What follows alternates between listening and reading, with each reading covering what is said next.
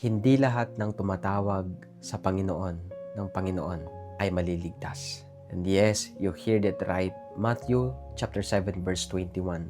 Hindi lahat ng tumatawag sa akin ng Panginoon, Panginoon ay makakapasok sa kaharian ng langit, kundi iyon lamang sumusunod sa kalooban ng aking amang nasa langit. So malinaw na ipinahayag ng salita ng Panginoon dito mga kapatid na hindi po lahat ng nagsasabi ng Panginoon ay maliligtas. Kasi madali nga naman sabihin, bigkasin ang word na ito, pero mahirap panindigan ang pagiging Diyos at Panginoon ni Jesus sa buhay natin. Kasi pag sinabi nating Lord, yung Lordship ni Jesus, meaning hindi na ikaw ang masusunod, hindi na tayo ang masusunod, kundi ang Panginoon na mismo. So nung tinanggap natin si Jesus, kung tinanggap na natin si Lord sa buhay natin, hindi na tayo ang masusunod sa buhay na ito. According to Galatians chapter 2 verse 20, I have been crucified with Christ. It is no longer I who live, but Christ lives in me. The moment na inaccept na natin si Jesus as our personal Lord and Savior, hindi na tayo ang naghahari sa buhay na ito.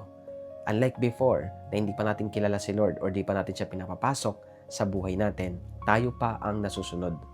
Ano man yung gustuhin natin, naisin natin gawin, yun ang nagagawa natin.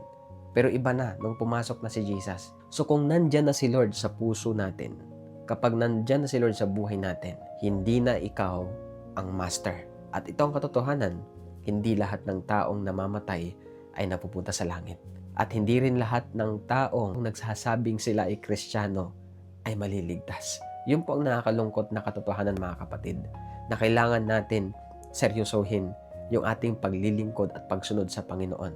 Na hindi porket mabait tayo, hindi lang porket na tumutulong tayo sa kapwa natin, or hindi tayo gumagawa ng anumang masasama, ay sure na talagang tayo ay ligtas, na tayo ay makakasama sa kaharian ng Panginoon.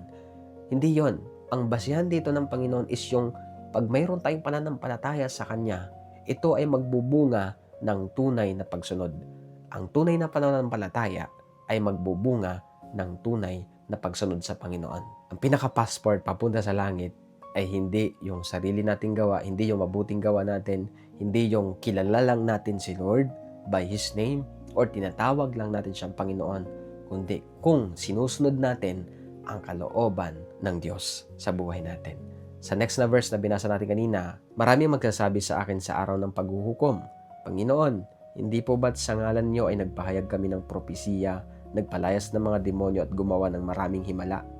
Ngunit malinaw kong sasabihin sa kanila, hindi ko kayo kilala, lumayo kayo sa akin, kayong mga gumagawa ng masama. Grabe ang tindi nito mga kapatid. Sabi ni Lord, may mga magsasabi sa Kanya sa araw ng judgment, paghuhukom, na Panginoon, di ba nagpalayas kami ng demonyo, gumawa kami ng mga himala sa pangalan mo, pero ang sagot ni Panginoon, lumayas kayo sa harapan ko, umalis kayo sa harapan ko, kayong gumagawa ng mga masasama.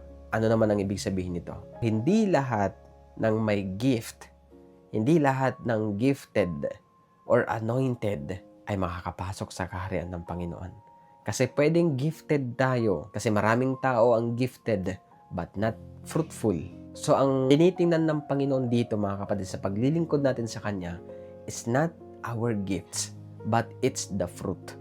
Kung ano yung bunga. Sa Galatians chapter 5, bunga ng Espiritu, pag-ibig, pag-atyaga, pagtitiis, pagiging mahinahon, so on and so forth. The 9 fruit of the Spirit. Dapat yun ang makita sa atin. Kasi kahit ginagamit tayo ni Lord, effective tayo, that's grace. Biyaya ng Panginoon yan. By grace na ginagamit ka ng Panginoon. Ginagamit tayo ng Panginoon. But it's another thing na tayo ay namumuhay sa kalooban at sa kabanalan ng Panginoon. Doon titingin si Lord. It's not about kung ano ang kaya mong gawin, kung ano ang alam mong gawin, but it's about yung ginagawa mo, yung kalooban ng Panginoon, yung kagustuhan ng Panginoon. This is the time to reflect. Ginagawa ko ba ang kalooban ng Panginoon? Ask yourself right now, kapatid, nilalakaran ko ba talaga? Ginagawa ko ba talaga yung kalooban ng Panginoon? Or baka, puro ako gift, pero wala na akong fruit. Baka puro ako galing, puro ako anointing, pero di na ako lumalakad sa kalooban ng Panginoon, sa katwiran at kabanalan ng Panginoon. Sikapin nating lahat na mapabilang tayo sa kaharian ng Panginoon. Sobrang hirap makapasok sa Kanyang kaharian. Labanan ito mga kapatid. Kaya dapat, kung ikaw nakakilala ka na sa Panginoon, seryosohin mo. Huwag mo gawing biro, huwag mo gawing laro yung pagiging Kristiyano. Hindi ito pasikatan, hindi ito pagalingan. Ito ay about sa tunay na pagsunod sa Panginoon. So ilang, I hope na na-remind ka, na-encourage ka ng salita ng Panginoon through this video. Kung gusto mo makilala si Lord, basahin mo lang yung Bible mo. And always remember that Jesus loves you. God bless.